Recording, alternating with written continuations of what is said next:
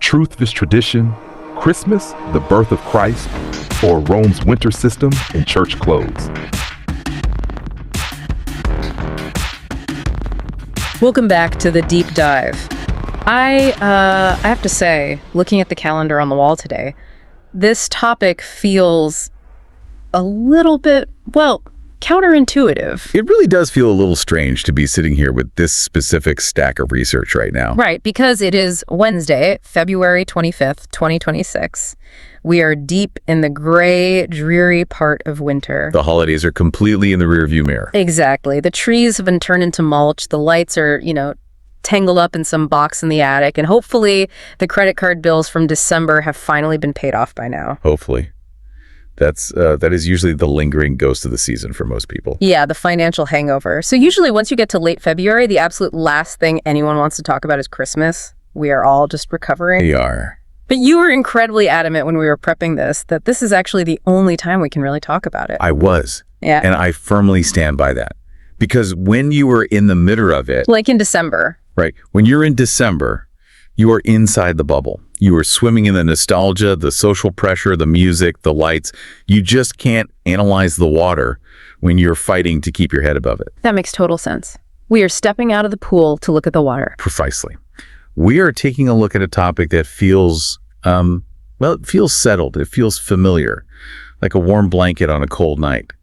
But today, we are going to pull that blanket back and look at the actual stitching. And the stitching is a lot more complicated than I think most people realize. We are doing a heavy cut today on truth versus tradition. Yes. We have a massive stack of historical analysis, theological timelines, and cultural anthropology notes here that paint a picture of December it's definitely not the one I grew up with. It rarely is. When you peel back the layers of history, you usually find something much more complex, much more messy than the storybook version. So here is the setup for everyone listening right now. We all have this standard cozy image of December, the nativity, the manger scene, the feeling that this is an ancient, untouchable tradition. Right, the feeling that it draws a perfectly straight line from a stable in Bethlehem directly to your living room tree. That is the assumption, that the line is unbroken, that what you do today is exactly what the apostles did, which is exactly what Jesus commanded. But the sources we're diving into today are asking you to take what they call a red pill moment regarding December. Yeah, they really want to disrupt that core assumption, to make you question if that line is actually straight or if it, zigzags through some very different historical territory. Yeah, to do that, we have to start with a single, honest question. This question frames our entire deep dive today. Okay, let's unpack this for the listener. What is the question? Look carefully at December. Before you say Christmas, before you say nativity, before you say baby in a manger, right. Ask yourself, what was Rome already celebrating in late December, before the church ever put Jesus' birth there? Oh, I love that framing, because we usually assume the calendar was just blank, just waiting for Christmas to arrive. Exactly. We tend to think of the December calendar as an empty vessel that Christianity just stepped into. But history shows something that most believers were never taught. Which is that the December season was already full. It was packed. It was arguably the most occupied, loud, and culturally dense time of the year in the ancient Roman world. So the thesis we are exploring today is essentially the birth of Christ, or Rome's winter system in church clothes. We are going on a mission to separate what Scripture actually established from what history gradually layered in. And a quick tone check before we dive into the deep end here. This is not about attacking anyone's faith. No, not at all. It's not about being a Grinch or telling you to burn your Christmas tree next year. I love Christmas. I'll be putting up my tree. Same here. This is purely about historical literacy. It's an impartial look at how a massive global holiday is constructed over centuries. It's about understanding the machine so you don't just get chewed up by it. So let's start at the very beginning, or where the beginning should be. Segment 1 of our sources. The biblical silence that should make you pause. The silence is absolutely deafening if you know what to listen for. Let's go to the source code, the New Testament, the Gospels. Now, I want to be very clear for anyone listening who might get nervous right now. These books do clearly record the birth of Jesus. They absolutely do. Matthew and Luke specifically give us the details we all know. Mary, Bethlehem, the shepherds, the wise men. Right. That is a scriptural event. We are not debating whether the source material says Jesus was born. It clearly does. Okay, but notice what they do not do. This distinction you pulled from the research is crucial. Recording an event is not the same thing as commanding a recurring celebration of that event. That is the key difference. It was a difference between writing a biography and establishing a holiday. Can you expand on that? Because I think for most of us, if it's in the text, we just assume we are supposed to throw a party for it every year. Well, think about the other major events in the Gospels. Jesus walks on water, right? Right. That's a massive miracle recorded in the text. But we don't have a walking on water day. That's He feeds the 5,000 with loaves and fishes. We don't have a loaves and fishes festival mandated by the church calendar. okay, that's a really fair point. So just because an event is historical and scriptural doesn't automatically mean it becomes a yearly liturgical calendar event. For that, you usually look for a command, an explicit instruction to do this. So let's look for that in instruction. The sources call this the argument from silence. Walk us through the checklist of what's missing in the New Testament. Let's start with Jesus himself. Does he ever, in any of the 4 Gospels, say, celebrate my birthday? I'm scanning my memory right now, and no. No. He does say, do this in remembrance of me, regarding the Last Supper. Which is about his death. Exactly. He commands a memorial for his sacrifice. But for his birth, complete silence. Okay, but what about the apostles? Peter, Paul, James, John. These guys were the architects of the early church. They were. They wrote these long letters, the epistles, telling the new churches exactly how to function. I mean, if you read Paul, he is micromanaging everything. He really is. He covers marriage, money, food sacrifice to idols, conflict resolution, spiritual gifts. He is incredibly detailed. So in all those letters, Romans, Corinthians, Galatians, is there any instruction on observing the nativity? 0. There is not a single verse in the entire New Testament epistolary corpus that says, make sure you gather in late December. Wow. There is no, here is how you decorate. There is no, here's the liturgy for the Feast of the Nativity. No yearly observance established at all. That is actually kind of wild when you stop to think about it. Because today, if you took Christmas out of the church calendar, the whole thing would just collapse. It's the absolute anchor today. Right. But for the early believers, the anchor was completely different. Let's look at the book of Acts. That covers the first, 30 or 40 years of church history? Roughly, yes. It's the history log of the early church. Do we see them throwing birthday parties for Jesus in Acts? We do not. What we see is them proclaiming the death and resurrection constantly. Every Sunday. Every Sunday. We see them observing Jewish feasts like Pentecost, because that's when they believed the Spirit came. But we see absolutely no mention of a New Testament holiday calendar built around the Nativity. So if I were a time traveler, and I went back to a church meeting in Antioch in the year 50 AD, and I said, hey guys, are you excited for Christmas? They would look at you like you were speaking a different language. And not just because of the English. The entire concept didn't exist for them. Why, though? That is the logical next question for you as the listener. Why would they ignore it? Was his birth just not important to them? Oh, the incarnation was incredibly important. The theological fact that God became man was central to their faith.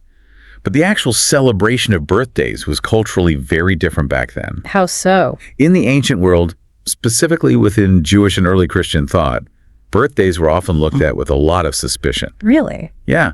Think about who celebrated birthdays in the Bible. Pharaoh. Herod. Really bad guys. Exactly. Often the pagans and the tyrants.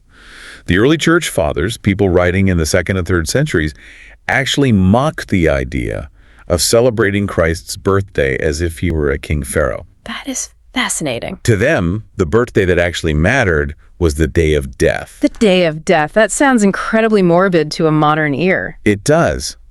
But for a martyr or a saint, their birthday, their dies natalis in Latin, was the day they died and entered into heaven. That was the victory. That was the day you celebrated. That is a complete 180 from how we think today. We celebrate the start of the biological life. They celebrated the fulfillment of the spiritual life. Exactly. And that explains the profound silence in the text. Yeah. The early believers were obsessed with the work of Christ, the cross, the empty tomb. That was the engine of the faith. Not the specific calendar date of his arrival. Right. And that silence is what our sources call the first crack. The first crack in the modern assumption. Yes.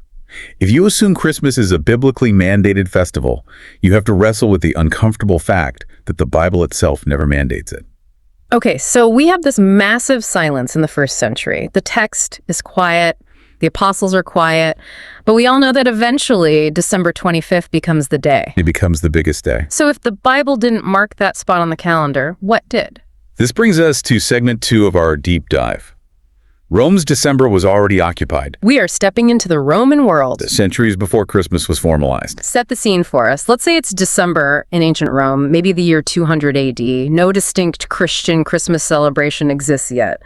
What does the city actually feel like? It is loud, it is chaotic, and it is incredibly festive. Like we established, late December was not empty. It was one of the most festive seasons of the entire year. And two major observances dominated this period, right? Yes, the first one is Saturnalia. Saturnalia, I feel like I've heard that word used as just a synonym for a wild party. Like, oh, the frat house was a total Saturnalia. And that's a very fair modern usage. Saturnalia ran roughly from December 17th to the 23rd. It was one of Rome's absolute most popular festivals. What did they actually do during that week? If I'm a Roman citizen living in the city, what is my schedule looking like? Well, ancient sources describe a few key practices that are going to sound very, very familiar to you. I'm listening. First, there is public feasting. Massive amounts of food, parties, families gathering together. Check. That sounds exactly like a modern Christmas dinner. Second, there is gift giving. Really? Like wrapped presents. In a way, the Romans took this very seriously. They exchanged gifts called sigillaria. These were often small pottery figures or wax candles.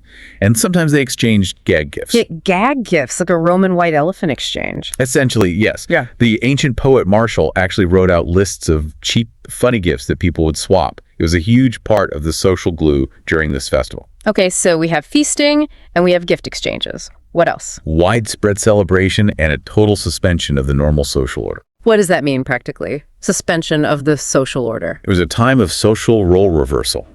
The normal, incredibly strict hierarchy of Rome was just paused. Paused how? For a brief time, masters might actually serve their slaves at the dinner table. Wow. Slaves were allowed to speak freely, to gamble, which was usually highly restricted, and to wear their master's clothes. It was a release valve for the entire society. It sounds kind of like a week-long purge, but just focused on partying instead of crime. That's a great way to picture it.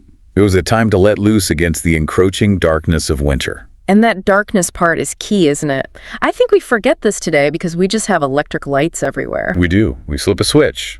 A night goes away. We don't fear the winter solstice. But for them, winter meant the physical world was dying. The sun was literally getting weaker every day. The nights were getting longer and colder. Seasonal affective disorder was a real collective cultural fear. So you need a massive party. You need a party. You need to light fires. You need to gather around the hearth. You need to eat the harvest food before it spoils. You have to remind yourselves that life is still happening. And this is the direct connection our sources are making. I'm looking at this list of Roman customs. Public feasting, gift giving, parties, candles. It's the exact same DNA. It is the absolute DNA of the winter holiday. Culturally, Saturnalia already normalized winter gift culture and seasonal festivity in the Roman world, long before Christianity adopted it. So if you were a Roman citizen, you grew up fully expecting December to be the time of gifts and lights and parties. It was just muscle memory. Exactly. It was deeply ingrained in the culture. So when the church eventually comes along, they aren't inventing the behavior. They're just entering a room where the behavior is already happening at full volume. Precisely. They are stepping into a stream that is already flowing rapidly. But Saturnalia ends on the 23rd. We need to talk about the big date, December 25th. Right. And this brings us to the second major observance, Sol Invictus. The unconquered sun. Yes. By the 3rd century, December 25th was heavily associated with the imperial celebration of the unconquered sun. Why that specific date? Why not the 24th or the 26th? It's entirely tied to the winter solstice. The shortest day of the year. Exactly. In the ancient Julian calendar, the solstice fell on December 25th. So physically, astronomically, that is the day the sun stops dying and starts returning. The days finally start getting longer again. Right. So if you are a sun worshiper, that is the holiest, most powerful day of the entire year. The sun has been conquered by darkness for months. And on the 25th, it proves it is Invictus. Unconquered. Unconquered. The light is coming back. I can see how if you are a Roman emperor and you want to project immense power and stability, aligning yourself with the unconquered sun on the literal day of the sun's rebirth, that is just incredible political branding. It's brilliant branding. The Emperor Aurelian, for example, really pushed the cult of Sol Invictus in the late 3rd century. It became a massive imperial celebration. Now, you put a very important precision note in our research here for credibility, and I want to make sure we address it impartially. Yes, we need to be careful with the historical nuance here. Because if you go online, you will see endless internet memes claiming that Jesus is just a copy of a sun god, or that Christmas is 100% a stolen pagan holiday. Right. And history is rarely as simple as an internet meme. Historians actually intensely debate the exact relationship between Sol Invictus and the later adoption of Christmas. What is the nature of the debate? Well, some scholars argue that the early Christians calculated the December 25th birth date completely independently. Really? How would they do that? It's based on a concept called the integral age theory. It's this ancient Jewish idea that great prophets die on the exact same calendar day they were conceived. Oh, wow. Okay, so if Jesus died around Passover, which is in the spring, usually around March. Specifically, many early Christians calculated his death as March 25th. So following that theory, he was also conceived on March 25th. And exactly 9 months after March 25th is December 25th. Exactly. So there is a very credible historical argument that the church did its own theological math and arrived at that date without just trying to copy the pagans. Okay, that is fascinating. And here is the massive, but from our sources. Right. However they arrived at the date, what is widely acknowledged by historians across the board is this. December 25th already carried a massive solar and seasonal significance in the Roman imperial calendar. Right. Rome did not treat that date as a random Tuesday. It was already symbolically loaded with themes of light, rebirth, and imperial power before it ever became widely associated with Christ's birth. So even if the Christians arrived at the date independently via their own math, they couldn't possibly ignore the context they were walking into. No. You don't land on a date that is the biggest imperial holiday of the sun god and just pretend it's a coincidence. Right. The cultural overlap is massive. Which perfectly sets up segment 3, when the church actually enters the Roman calendar. Now, the timeline tightens significantly. We've established the silence of the biblical text. We've established the loud noise of the Roman winter system. Now, how do these two worlds collide? For the first few centuries, like we mentioned, Christians simply did not have a unified Christmas celebration. Because they were a persecuted minority. Exactly. They were meeting in secret, hiding in catacombs. They weren't printing official state calendars. They were trying to survive. But then the 4th century happens. The massive socio-political shift. Emperor Constantine. Yes. Yes. Christianity moves from being a heavily persecuted, illegal minority religion to becoming legally protected under the empire. It eventually becomes the official public institution. And this is the same era when you see three things happen simultaneously. Christianity becomes publicly institutional, imperial influence within the church heavily increases, and church leadership begins standardizing major observances. Because when you are the state religion, you need a unified calendar. You can't have one town celebrating something in April and another town ignoring it entirely. Right. You need to standardize. Yeah. And it is in this specific window, the 4th century, that the earliest clear references to December 25th as Christ's birth appear. The famous one is the Philocalian calendar of 354 AD, right? Yes. That is the smoking gun document in Western Christianity that fixes the nativity to December 25th. But 354 AD, that is a long time after the events actually happened. It is over 3 centuries later. And here is the historical tension. The gut punch for anyone who grew up thinking this was all established by the apostles. The date appears centuries after the original founders died. Yes. And it is placed securely inside a calendar Rome was already using for major winter observances. Exactly. Now, as an impartial analysis, we have to state clearly, this does not automatically prove malicious intent. No, it doesn't. It wasn't necessarily a sinister plot to corrupt the church. It's not a smoky backroom conspiracy. It's actually a very well-documented process of syncretism. Break that term down for the listener. Syncretism. Syncretism is the blending of different beliefs, practices, or cultural forms. Think about it from a purely practical pastoral standpoint. Okay, put me in the shoes of a 4th century bishop. You are a bishop in Rome. Christianity is now legal. You suddenly have tens of thousands of new converts flooding into your churches. Right. And these people grew up celebrating Saturnalia. They grew up honoring the unconquered sun. They are used to huge winter parties, lights, and gifts. And I can't just tell them, hey, to be a good Christian, you have to be completely miserable in December while all your pagan neighbors are partying. That is a terrible sales pitch for a new religion. So instead of canceling a party, you adapt it. You adapt it. You say to the converts, you love the light returning? Great. Jesus is the light of the world. You love the victory of the unconquered sun. Fantastic.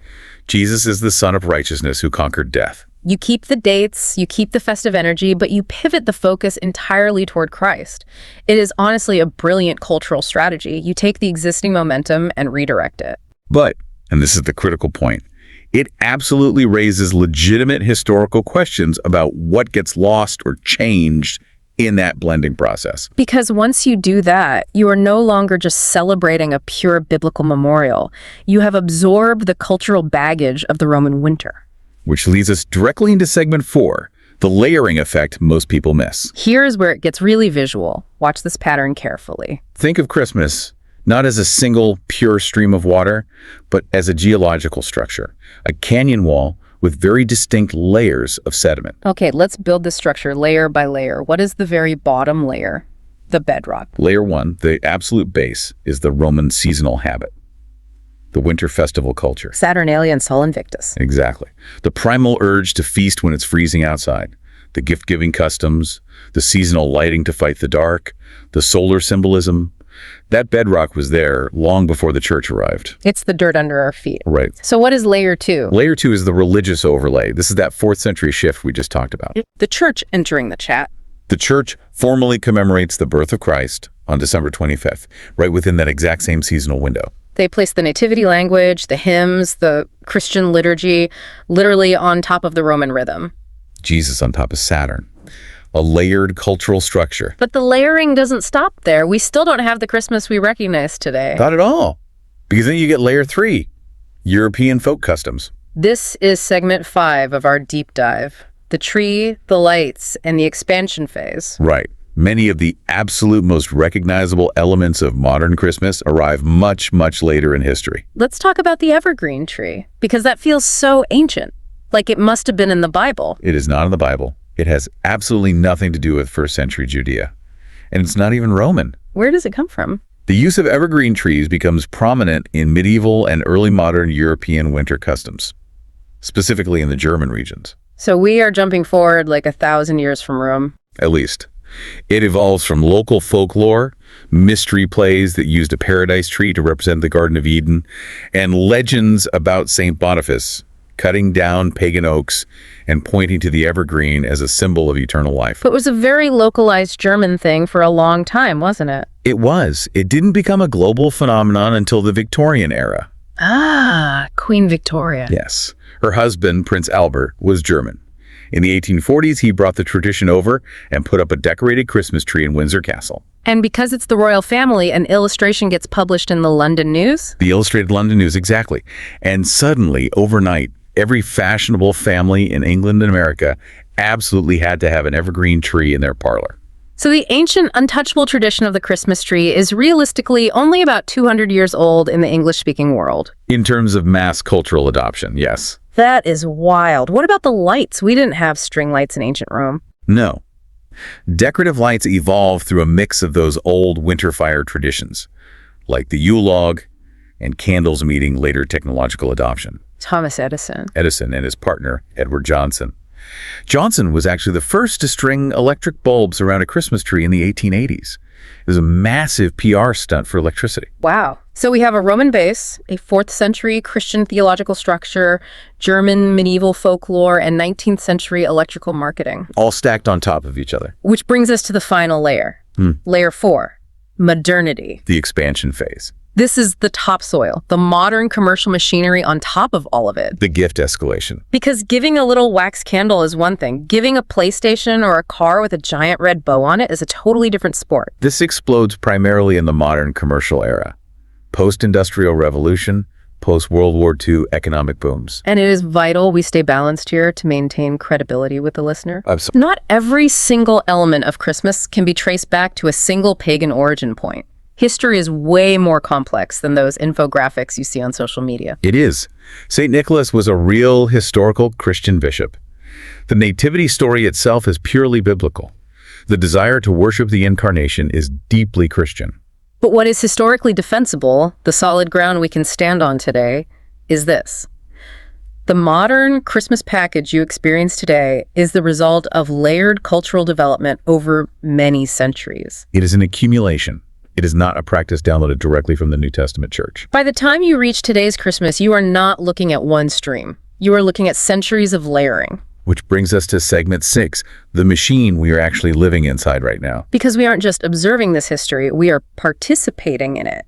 We are gears in the machine. So let's look at the holiday functionally. What has this layered construct actually become today? It was a massive retail engine. Oh, without question. Entire sectors of the global economy completely depend on the fourth quarter retail surge. If people stopped buying Christmas gifts, the economy would tank. Exactly. It's also a cultural expectation cycle. The music starts in November. The movies tell you exactly how you were supposed to feel. It is an intense season of social pressure. The family gatherings, the perfect decorations, the matching pajamas. And at the exact same time, it remains a solemn religious observance for billions of people. All operating simultaneously. Yes. And often completely contradicting each other. That is the incredible friction of December. It really is. The religious layer wants quiet reflection on a sacred event. The commercial layer demands loud, frantic consumption. The Roman layer just wants to feast and party. And you, the listener, are caught in the middle trying to satisfy all of those completely different historical demands at the exact same time. Which is exhausting. It is exhausting, and that brings up the uncomfortable reality of inheritance. Why do we celebrate this way? If it's this stressful and this historically convoluted, why do we do it? The honest answer is, we didn't choose it. We inherited it. We didn't sit down, do a massive study of the sources and say, yes, this is the most logical way to live in December. No, we just repeat what we are taught without ever tracing the origins. This is the immense power of cultural systems. They perpetuate themselves very quietly. You just assume it's normal because it's all you've ever known. Exactly. You assume you have to buy the gifts, you have to get the tree, you have to stress yourself out, because that's what December is. But history shows us that's just what December was constructed to be over 2,000 years. Right. So let's pull all of this together for the outro, the final synthesis. The takeaway from all of this research. For a believer, the birth of Christ is considered deeply sacred. Yes. The historical event of the incarnation is the core.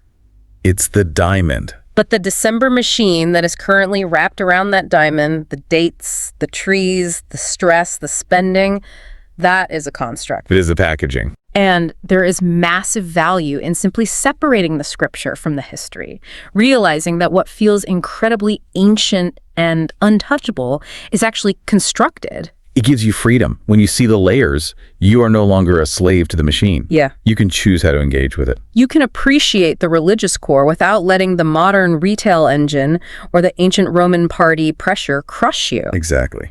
So, to the listener, as you mull over this deep dive, here is a final provocative thought to explore on your own. Let's hear it. If the entire structure of December 25th was chosen and standardized essentially for cultural cohesion and imperial alignment, what does that tell you about the calendar itself? Oh, that's a deep question. We think of time and dates as fixed, objective things.